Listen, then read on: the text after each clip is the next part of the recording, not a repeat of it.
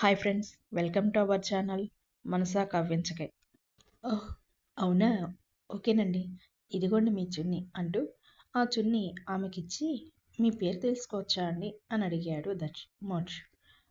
అది అంటూ, ఇప్పుడు వీడికి నా పేరు చెప్పాలా? అయినా అసలు అడగాల్సిన అవసరం వీడికేంటి?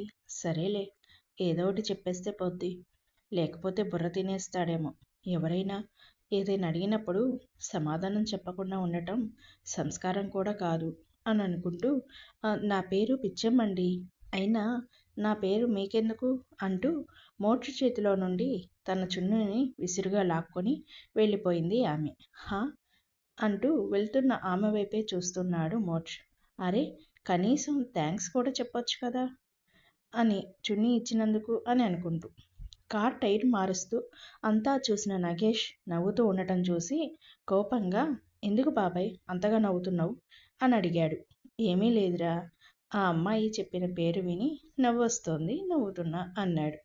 అది సరే బాబాయ్, అంత అందమైన అమ్మాయికి పిచ్చమ్మ, ఆ పేరేంటి బాబాయ్ అసహ్యంగా అన్నాడు మోక్ష్. కొంతమందికి అలాగే ఉంటాయిరా, ఏమో, ఒకవేళ తను అబద్ధమైనా చెప్పుండొచ్చు. ఎందుకు బాబాయ్?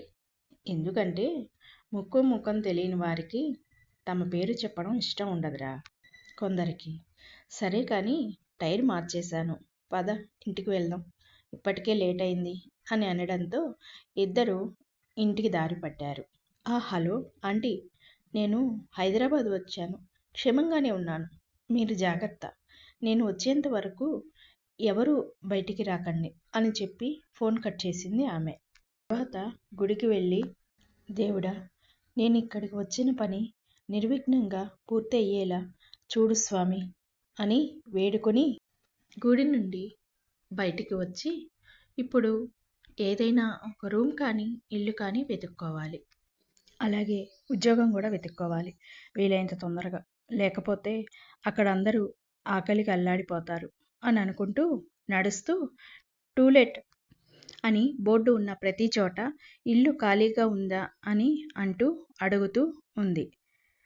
ఇంటి కోసం తిరిగి తిరిగి అలసిపోయి ఒకచోట కూర్చుండిపోయి, బాగా అలసిపోయాను, ముందు ఏదైనా సరే, ఏదైనా హాస్టల్ అయినా సరే చూసుకొని అందులో ఉండాలి, అలాగే ముందు కడుపులో పేగులు అరుస్తున్నాయి బాగా, ముందు ఏదైనా తినాలి అని అనుకుంటూ నిదానంగా లేచి అక్కడ ఎక్కడైనా హోటల్ ఉందా అని అనుకుంటూ చూస్తూ ముందుకు నడుస్తూ ఉంది ఆమె. ఈలోగా మళ్ళీ ఒకచోట టూలెట్ బోర్డు కనిపించడంతో లోపలికి వెళ్ళి, ఏమండి ఏమండి అంటూ పిలిచింది. లోపల నుండి ఒక మధ్య వయసు ఆయన వచ్చి ఆమెను చూసి, ఎవరమ్మా నువ్వు, ఏం కావాలి అని అన్నాడు. అది టూలెట్ బోర్డు కనిపిస్తేను బయట అని అన్నది తను. అవునమ్మా, ఒక చిన్న ఇల్లు ఖాళీగా ఉంది, ఇల్లు అనే కన్నా రూమ్ అనొచ్చు, రామ్మా చూపిస్తా అంటూ లోపలికి వెళ్ళి ఏవో తాళాలు తెచ్చి, రూమ్ అదిగో అక్కడ ఉంది అంటూ చెప్తూ ఎదురుగా చేపెట్టిన వైపు చూసింది తను. చుట్టూ పూల మొక్కలు, మధ్యలో పూరి గుడిసె లాంటి అందమైన చిన్న కుటీరం, చాలా బాగుంది బయట నుండి అని అనుకుంటూ అతను వెనకాలే నడిచింది ఆమె. అతను తలుపు తీసి లోపల చూపించాడు. లోపల కాస్త పెద్ద గది, వంటకి ఒక చిన్న గది ఉంది, చాలా బాగుంది అనుకుని అన్నీ మాట్లాడి ఓకే చేసుకుంది. ఆ తర్వాత తన బ్యాగ్ లోపల పెట్టేసి, థ్యాంక్స్ అండి అని చెప్పింది అతడికి. మంచిదమ్మా అని వెళ్తూ, అవును, అన్నీ చెప్పావు కానీ పేరు చెప్పలేదు, ఇంతకీ నీ పేరేంటమ్మా అని అడిగాడు ఆయన. నా పేరు లాలిత్యండి అని సమాధానం చెప్పింది. మంచిదమ్మా అని ఆయన వెళ్ళిపోయాడు. అమ్మయ్య, ఉండటానికైతే ప్లేస్ దొరికింది, ఇక జాబ్ వెతుక్కోవాలి, అలాగే ముందు ఏమైనా తినాలి అని బయటకు వచ్చింది లాలిత్య. ఆమె తీసుకున్న హౌస్ మోక్ష ఇంటి పక్కనే. ఇక్కడ మోక్ష ఇంట్లో మోక్ష నాగేషులు ఇంటికి వచ్చారు. వాళ్ళు రావడం చూసి, ఏరా నాన్న, ఏమిట్రా, వచ్చి రాగానే చెప్పా పెట్టకుండా బయటికి వెళ్ళిపోయావలా, కాసేపు కూడా రెస్ట్ తీసుకోకుండా అన్నాడు తండ్రి మనోహర్. ముందు వర్క్ ముఖ్యం డాడ్, రెస్ట్ కాదు, అయినా నా గురించి మీకు తెలుసు కదా, ఒక్క నిమిషం కూడా టైం వేస్ట్ చేయడం నాకు ఇష్టం లేదు అని అన్నాడు మోక్షం. సరే నాన్న, ఇప్పటికే చాలా లేట్ అయింది, నువ్వు ఫ్రెష్ అయ్యి రా భోజనం చేద్దాం అన్నాడు మనోహర్. ఓకే అంటూ వెళ్ళాడు మోక్ష్ ఫ్రెష్ అవ్వడానికి. అందరూ భోజనానికి కూర్చున్నారు. సుమ వడ్డిస్తోంది అందరికీ.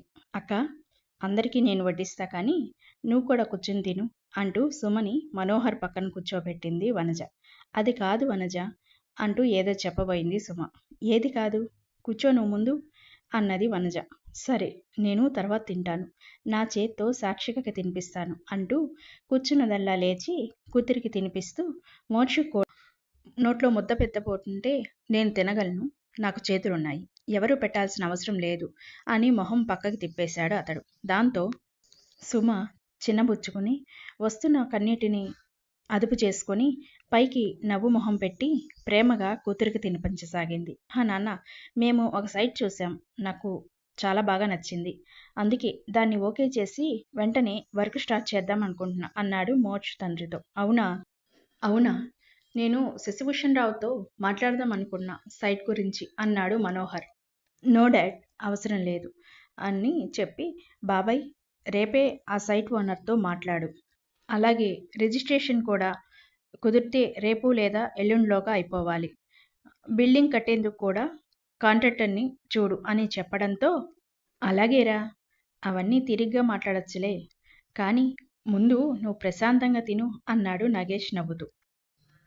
అల్లుడు, నీకు ఏదైనా హెల్ప్ కావాలి అంటే హరీష్ చేస్తాడు, వాడి నువ్వు ఎక్కడికి వెళ్ళినా నీతో తీసుకువెళ్ళు అన్నాడు చంద్రశేఖర్ మోక్షతో. మోక్ష్ అతని వైపు చూస్తూ, ఎక్కడికి వెళ్ళినా కూడానా మావయ్య అన్నాడు. మేనల్లుడు ఏమన్నాడో ముందు అర్థం కాక హా అని మళ్ళీ తనేమన్నాడో అర్థమయ్యి అక్కడికి తప్ప అని కామ్గా ఉన్నాడు. అల్లుడు, నీకు ఒక పిఏ కానీ లేదా నీ పనులు చూసుకోవడానికి ఎవరైనా అవసరం అవుతుందేమో, అదే ఆఫీస్ పనులు, ఎందుకంటే సైట్ ఓకే అయ్యింది, ఇక్కడ బిల్డింగ్ కట్టడం స్టార్ట్ చేసినప్పుడు నువ్వు అటు ఇటు తిరుగుతూ ఉంటావు కదా, పైగా వేరే దేశాల్లో ఉన్న ఆఫీస్ విషయాలు కూడా చూసుకోవాలి కదా, అందుకే అవన్నీ హర్షిత చూసుకుంటుంది, అవన్నీ లేదా నితిన్ చూసుకుంటాడు, ఏమంటావు అన్నాడు హరి. మోక్ష్ గట్టిగా ఉహ్ అని, ఎవరు ఏమీ చూసుకోక్కర్లేదు మావయ్యలు, నేను ఒక పర్సనల్ సెక్రటరీని అపాయింట్ చేసుకుంటా, మీరెవరూ శ్రమ పడద్దు నా వల్ల, నా కోసం ఓకే అనేసి లేచి హ్యాండ్ వాష్ చేసుకుని వచ్చి బాబాయ్ అంటూ నగేష్ వంక చూశాడు. అర్థమైందిరా, అర్జెంటుగా నీకు ఒక పిఏ కావాలి అంతే కదా, ఓకే మే హోనా అన్నాడు నవ్వుతూ. అనేసి అక్కడి నుంచి వెళ్ళిపోయాడు మోక్ష్. మా పిల్లలు వాడి పనులు చూసుకోవడానికి పనికిరారా, మరీ పూచిక పుల్లలాగా తీసి పడేస్తున్నాడు వాడు మమ్మల్ని అని మూతి 3 వంకర్లు తిప్పుకుంటూ అక్కడ నుంచి లేచి వెళ్ళిపోయారు దామిని లక్ష్మీల జంటలు. అక్కడ లాలిత్య ఒక చిన్న హోటల్లో లంచ్ పార్సిల్ చేయించుకుని ఇక రేపటి నుండి ఉద్యోగ వేట స్టార్ట్ చేయాలి అనుకుంటూ ఉంది. మర్నాడు లాలిత్య గబగబా రెడీ అయ్యి ఉద్యోగం కోసం బయలుదేరింది. ఇక్కడ మోక్ష్ ఓకే చేసిన సైట్ రిజిస్ట్రేషన్ అయిపోయింది. Thanks for watching. Please like, share and subscribe my channel.